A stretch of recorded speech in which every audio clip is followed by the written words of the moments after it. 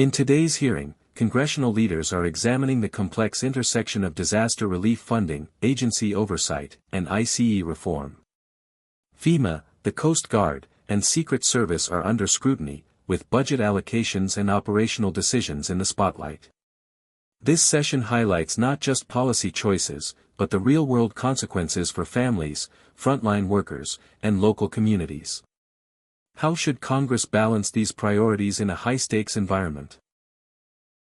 Thank you so much, Mr. Chairman, and I'm glad to hear my colleagues on the other side of the aisle talk about how difficult it's going to be for these agencies, and not for the agencies, for the people who work in these agencies, and furloughs and families and so forth, all of whom we care about deeply. Please sign on to the legislation that I introduced this morning that says, in fact, what we will do is we will provide a FEMA $32 million, a disaster relief fund, a 20% increase to federal assistance, increase the agency's ability to support response and recovery. Secret Service will do overtime pay for agents. That's in the bill. Coast Guard, we were going to pay, for Coast Guard. So my colleague from Hawaii pointed this out. This is not about all of you. It's not about your folks. We can take care of them. We agreed to do that in the bill. This is about ICE reform.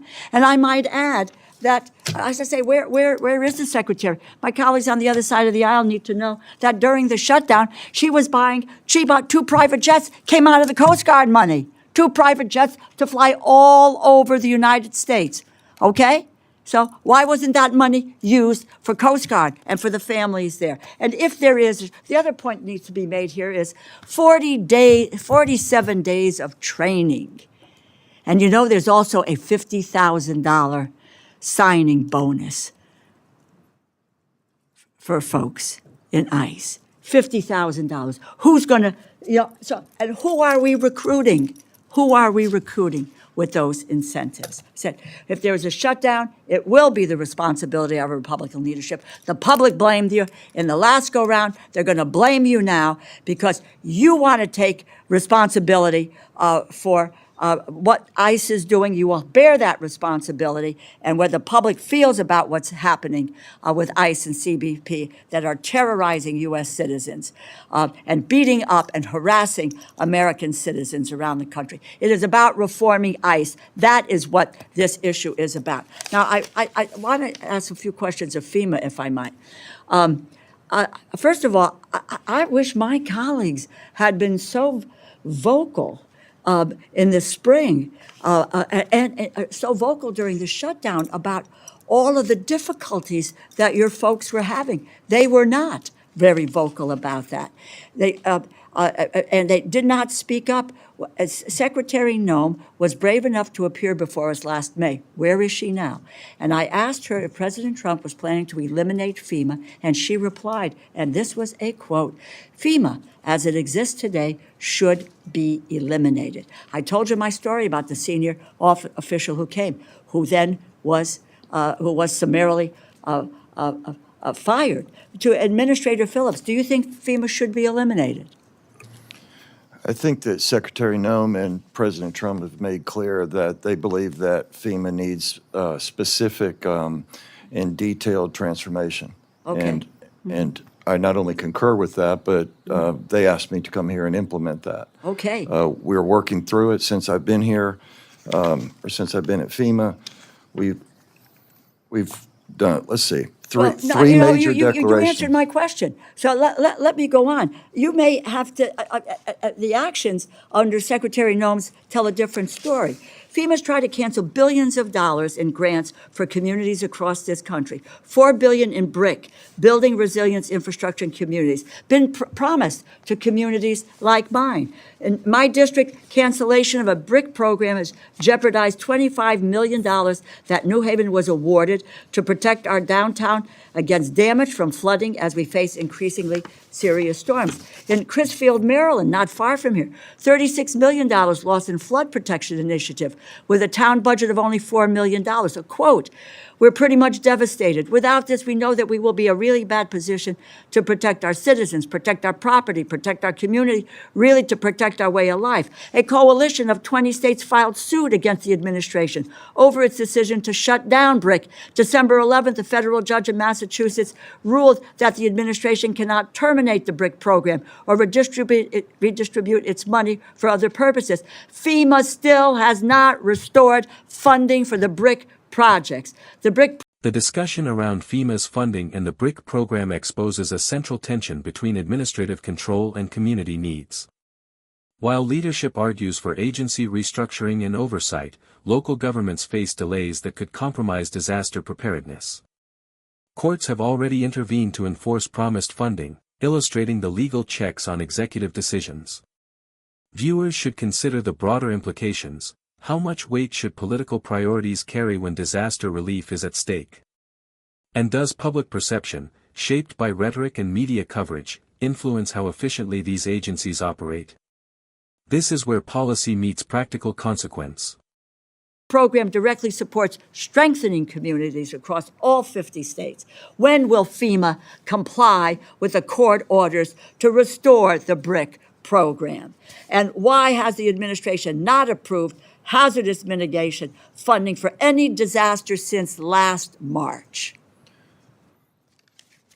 First of all, I've only been here for about 45 days. So what I'll tell you is that the directives that have been offered to me or presented to me by President Trump and Secretary Noem have been Excuse me for interrupting, but I am going to do that. You've been here for 45 days, and I read your testimony, and you can tell me about a bloated agency, about this, that, or the next thing. You're there 45 days. What about the people who have waiting? We heard about Iowa's waiting for money. Hawaii is waiting for money. Everyone is waiting for money. Quite frankly, you cannot really talk about this agency if you have 45 days experience with it. You talked to me about FEMA having cut red tape. New York Times reported the backlog of disaster relief claims is $17 billion, and it attributes that to processing delays to Secretary Noem's requirement that any expenditure of $100,000 or more must be approved by her office. The claims place tremendous strain on state and local governments. That is what is happening. They're based on the assurances that FEMA would reimburse a share of the cost. The delays are preventing disaster-stricken communities from starting recovery projects. Recently reported that the backlog, is that number accurate in the backlog of $17 billion? Do you know? I'm well aware, but the Do you know whether it's a $17 billion backlog? The challenges that are being faced currently are related to, mostly to some of the misspending and some of the program integrity I know you're going to blame initiatives the that need prior to be. administration, but you tell me now, is it $17 billion that you have in the backlog? If it's not 17, what is the number? How much is in final review that is waiting for Secretary Noem's approval? That is what we need to do. You know, we provided special authority under the continuing resolution for FEMA to spend up to $22.5 billion to address its backlog, meet the needs of our communities. Why have you only used, I don't know how much? Do we have any report of how much money you have used? You don't seem to know whether it's $17 billion or what the hell the number is. I know exactly what the number is. What is it? The challenge is that you're not willing to consider the answer. The answers are much more nuanced, much more complex than just what's out there. Numbers. I can This is tell an you this, ma'am. appropriations committee. How much? What is the number? What is the backlog? What is that backlog? How much of it's being spent? How much is under review? We need to know that because we gave you authority under the last continuing resolution. In the 45 days I've been here, ma'am, we have spent $3 billion in 45 days on 5,000 projects. We're going as fast as we can. We're committed to reducing the backlog. I can't go any faster than we actually are. And if this lapses, that's going to stop. Well, let me just say this to you. It does not have to lapse. It doesn't have to lapse. But Above you've my got pay grade, folks ma'am. who want, and you probably may be of the same view, I don't know. But we ought to protect your agencies. We have provided money to your agencies, and we've been doing that, and it's been having to approve contracts over $100,000, backlogs, flying around the country in 2 jets with money coming from the Coast Guard. It is an abomination. And let me just tell you, and it's because under this administration and this secretary that all of these things are happening. You have an opportunity, and you can talk to the people who are here. Sign on to the legislation that protects Coast Guard, that protects TSA, the workers who are out there. We want to make sure that you are paid. CISA, we want to take care of Secret Service, give them overtime pay, and we want to provide the $32 million to FEMA. That is what we can do. That is what the Appropriations Committee does. And what we shouldn't be doing is have people defending an agency that is lawless and rogue and terrifying people all over this nation. I yield back. This hearing underscores the challenge of managing federal agencies while ensuring timely, effective disaster relief. Budget decisions, administrative delays, and oversight all converge on the lives of citizens and communities in need. What's your view? Are agencies moving fast enough, or is bureaucracy holding them back? Share your thoughts in the comments, and don't forget to like, subscribe, and share for more thoughtful, fact-based analysis of the policies shaping our nation.